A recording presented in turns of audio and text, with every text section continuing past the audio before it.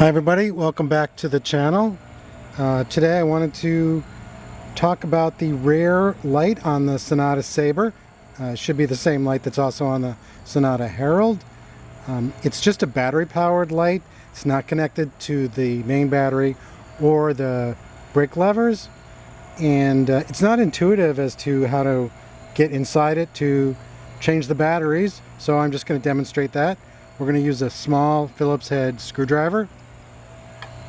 There's one screw in front.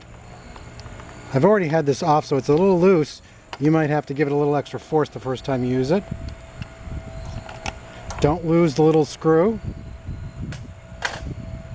And then you sort of tilt this back and jiggle it around a little, and it comes off. There you can see there's two AA batteries. Here's the switch.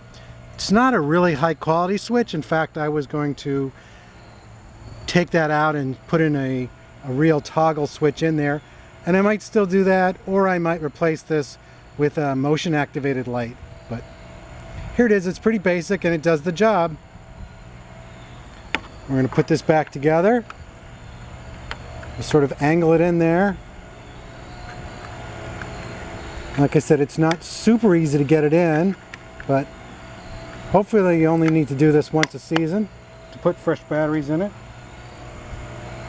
Don't forget to turn it off after use, because it's not like there's a timer or a motion switch on there.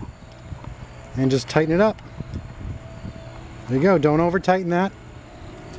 And there we go. And if we decide to change out that switch or change out the whole light to a motion activated light, we'll follow up with another video on that. Thanks for watching. Don't forget to subscribe.